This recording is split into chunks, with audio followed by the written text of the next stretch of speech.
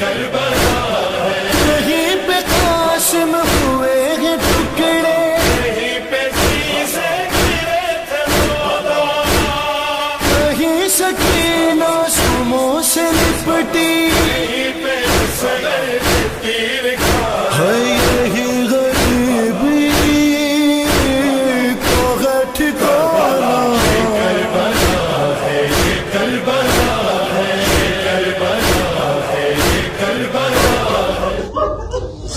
اور 2 محرم کو ایک ایسی زمین پہ پہنچا کہ روایت کہتی ہے کہ وقف جواد الحسین ولم یتحرک، حسین کا گھوڑا رک گیا، بالکل حرکت نہیں کر رہا تھا۔ جماعت الثاقبہ کے مقتل میں لکھا ہے کہ حسین نے 7 گھوڑے تبدیل کیے مگر پھر بھی گھوڑے نے حرکت نہیں کی۔ روایت کہتی ہے کہ اس طریقے سے گھوڑا رک گیا اور حرکت نہیں کرتا تھا کہ جیسے اللہ نے ناقہ نبی کو حدیبیہ کے مقام پہ روک دیا تھا۔ اور پھر جب گھوڑا رک گیا تو اب حسین نے لوگوں سے پوچھنا شروع کیا کہ اے لوگوں بتاؤ یہ زمین کون سی ہے؟ اب لوگوں نے سوالوں کے جواب دینا شروع کیے۔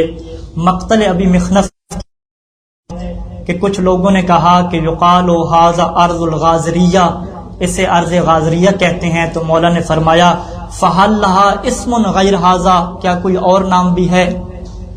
تو کہتے ہیں کہ قالوا تسمى نینوا۔ تو مولا نے فرمایا کہ اہل اسم غیر ھذا، کیا اس کے علاوہ بھی کوئی نام جانتے ہو؟ قالوا شاطئ الفرات، انہوں نے کہا ہاں اس کا نام ایک شاطئ الفرات بھی ہے۔ مولا نے فرمایا کہ حل لہا اسم غیر ھذا، پھر کہیں سے آواز آئی تو سما کربلا،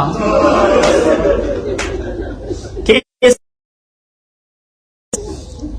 ہم نے بھی سن لیا کہ اس زمین کو کربلا کہتے ہیں، مولا نے بھی سنا اس کو کربلا کہتے ہیں۔ اب روایت کے کیا جملے ہیں؟ مقتل کی کتابوں میں لکھا ہے کہ جیسے حسین کے کانوں میں یہ آواز آئی کہ اسے کربلا کہتے ہیں، فبکا بکاء شدیدا، اب حسین روئے ہیں اور بڑے شدید طریقے سے روئے ہیں۔ اب رونے کے بعد حسین نے دعا مانگی، اس نے کہا تھا کربلا، اب حسین نے کیسے دعا مانگی، کربلا کا نام کس انداز میں لیا؟ کہتے ہیں اللہم انی اعوذ بک من الکرب والبلا، اے اللہ مجھے پناہ دینا کرب سے اور بلا سے۔ اس کے بعد روایت ہے کہ مولا نے اپنے مصائب پڑھنا شروع کیے۔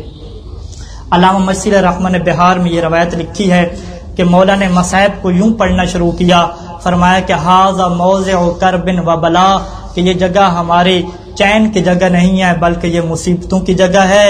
ہا ہونا مناخ رکابنا، یہاں اب ہماری سواریاں رک جائیں گی۔ ومحط رحالنا، اب قیامت تک ہم یہیں پہ قیام کریں گے۔ ومقتل رجالنا، ہمارے جو نوجوانوں کو اس میں قتل کر دیا جائے گا۔ ومسفک دمائنا، دیکھو یہ زمین کربلا، اس کے اوپر ہمارا خون بہہ جائے گا۔ اب حسین نے اس کے بعد اور کیا مصائب پڑھے؟ موصوبہ امام حسین کی روایت ہے کہ پھر امام نے یوں مصائب پڑھنا شروع کیے، ترمل النسوان وتذبح الاطفال، کہ یہ زمین وہ ہے کہ ہماری خواتین بیوہ ہو جائیں گی، ہمارے بچوں کو ذبح کر دیا جائے گا۔ وہا ہونا واللہ تہتک الحریم، اللہ کی قسم یہ وہی زمین ہے کہ ہم خاندان عصمت کی حرمت ہو جائے گی۔ اب یہاں پہ روایات میں دیکھتا رہا کہ مولا نے اپنی مصیبت کا کوئی جملہ نہیں پڑھا۔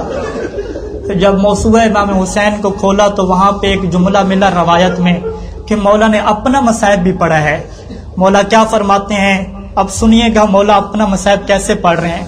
مولا فرماتے ہیں ہا ہونا یسیر العزیز و ذلیلا، یہ وہ زمین ہے کہ عزت والا یہاں پہ ذلیل کر دیا جائے گا۔ وہا ہونا واللہ یقطع اوداجی، فقہ پڑھنے والے جانتے ہیں کہ جب قربانی کے احکام میں ہم بحث کرتے ہیں اور حیوان کو ذبح کرنے کا طریقہ بتاتے ہیں تو فقہا کہتے ہیں اوداج اربع کو ذبح کرنا ہے۔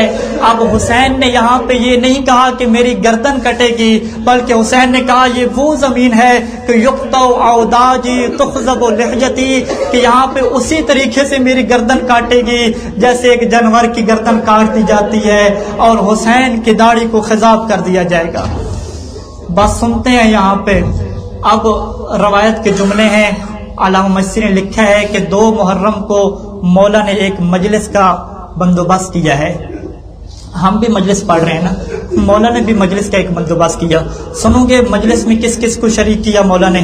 روایت کہتی ہے کہ فجامع الحسین ولدہ و اخوتہ و اہل بیتہ، کہ اس مجلس میں حسین اپنی اولاد کو، اپنے بھائیوں کو اور اپنی اہل بیت کو جمع کیا. اب مجلس میں جب سب جمع ہو جاتے ہیں نا تو مجلس کا آغاز ذاکر کیسے کرتا ہے؟ پہلے فضائل پڑھتا ہے، پھر مصائب پڑھتا ہے. لیکن مولا حسین نے مجلس کا آغاز کیسے کیا؟ روایت کہتی ہے کہ ثم نظر الیہم فبکا ساعتا. اب حسین نے اپنے مجمع کو دیکھا اور 1 گھنٹہ تک حسین روتا رہا. 1 گھنٹہ رونے کے بعد حسین نے اپنی فضیلت کا 1 جملہ پڑھا ہے اور مصیبت کے 2 جملے پڑھے ہیں. بس یہ میں سن کے اپنی زحمت کو تمام کروں گا. مولا نے فضیلت کا 1 جملہ کیسے پڑھا؟ مولا کہتے ہیں اللہم انا عطرۃ نبیک محمد، اے اللہ ہم تیرے نبی محمد کی عطرت ہیں. بس فضائل ختم ہو گئے. اب فضائل کے بعد مصیبت کا جملہ کیسے پڑھا؟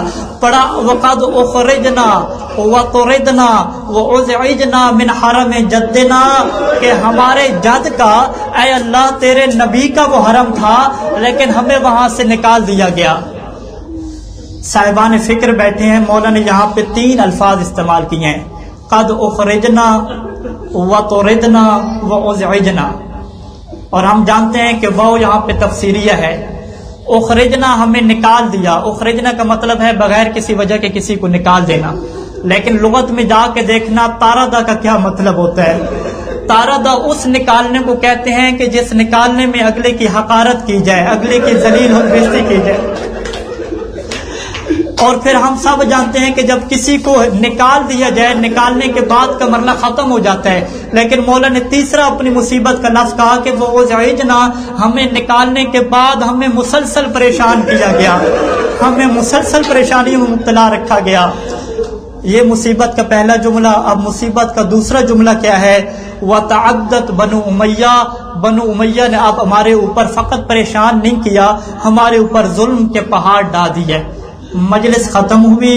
اب حسین نے بددعا کے لیے، دعا نہیں بددعا کے لیے ہاتھ بلند کیے اور کہا اللہم فخذ لنا بحقنا، اے اللہ ہمارے حق کو تو لے گا، وانصرنا علی القوم الظالمین، اور ظالموں کے اوپر ہماری مدد کرے گا.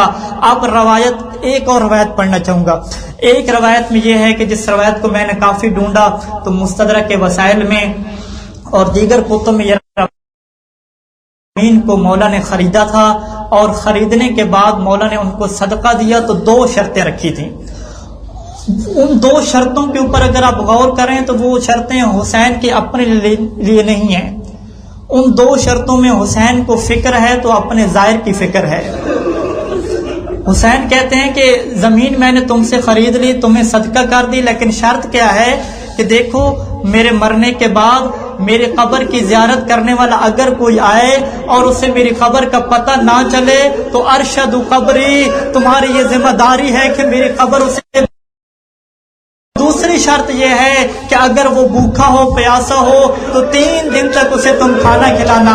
میں کہوں گا اے حسین آج بھی تجھے فکر ہے اپنے ظاہر کی، اے کاش 10ویں کو آپ ہوتے، اپنی مقدرات عصمت کو دیکھتے کہ کس طرح سے انہوں نے پامال کر دیا.